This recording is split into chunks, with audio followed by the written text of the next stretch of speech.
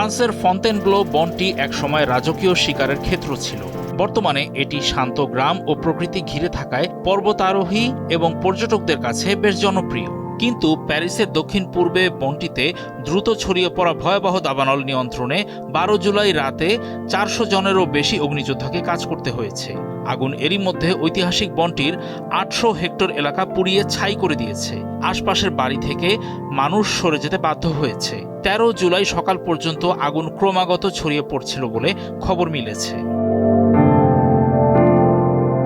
অত্যন্ত মারাত্মক এবং ব্যতিক্রমী মাত্রার ওই দাবানলের শুরু 12 জুলাই শেষ বিকেলে ফরাসি রাজধানী থেকে প্রায় 60 কিলোমিটার দক্ষিণ পূর্বে। ওই বিশাল বনে এই ঘটনা ব্যাপক বিপর্যয় ডেকে এনেছে। আগুন নিয়ন্ত্রণে দক্ষিণ ফ্রান্স থেকে 2টি বিশেষ দমকল বিমান মোতায়েন করতে হয়েছে। প্যারিস অঞ্চলে আগুন নেভাতে এ ধরনের বিমান ব্যবহারের ঘটনা এটাই প্রথম।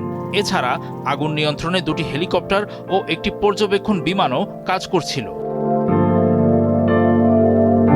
ভাদো নামের একটি গ্রামের প্রায় 15টি বাড়ি খালি করতে হয়েছে। দমকল কর্মীরা এলাকার অন্যান্য শহরগুলো রক্ষা করার চেষ্টা করছেন। ফ্রান্সের প্রধান উত্তর দক্ষিণ সংযোগকারী পথ A6 মহাসড়কটি আংশিক বন্ধ করে দেওয়া হয়। এর ফলে দক্ষিণ পূর্ব ফ্রান্সের উচ্চগতির ট্রেন চলাচল 6 ঘন্টা পর্যন্ত পিছিয়ে গিয়েছে।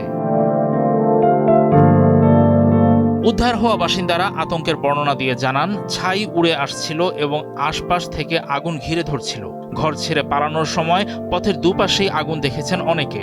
অনেক মানুষ রাত কাটানোর জায়গাও পাননি। অভিযান পরিচালনা করা উদ্ধার কর্মীরা বলেছেন, দমকল বিমান না থাকলে আরও অনেক গ্রাম খালি করতে হতো। রাতের অন্ধকারের কারণে বিমান চলাচল স্থগিত করতে হওয়ায় সারা রাত আগুন নেভানোর লড়াই চালিয়ে যেতে হয়েছে।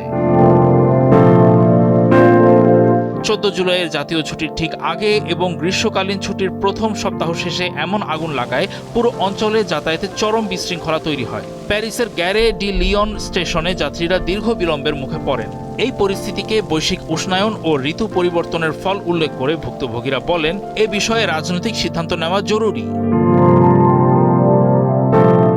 প্যারিস ও ফ্রান্সের বড় অংশ মে মাস থেকে তৃতীয় তাপপ্রবাহের মুখোমুখি হচ্ছে, যা আগুনের ঝুঁকি বাড়িয়ে দিয়েছে। তাপমাত্রা 40 ডিগ্রি সেলসিয়াসের কাছাকাছি পৌঁছানোয় ট্যুর ডি ফ্রান্সের 12 জুলাইয়ের পর্বটি 30 কিলোমিটার কমিয়ে দেওয়া হয়। তীব্র গরমের কারণে 3টি পারমাণবিক বিদ্যুৎ কেন্দ্র বন্ধ করতে হয়েছে। বেলজিয়াম, ব্রিটেন, ফ্রান্স ও স্পেনে হাজার হাজার মানুষের মৃত্যু হয়েছে। বিজ্ঞানীদের সংগঠন ওয়ার্ল্ড ওয়েদার অ্যাট্রিবিউশন জানিয়েছে, জলবায়ু পরিবর্তন ছাড়া জুনের এই তাপপ্রবাহ অসম্ভব ছিল। এবছর এর মধ্যেই 17,000 হেক্টর বনভূমি আগুনে পুড়ে গেছে। সব হিসাব শেষ হলে ক্ষতি 25,000 হেক্টরে পৌঁছাবে, যা 2025 সালের একই সময়ের তুলনায় দ্বিগুণ।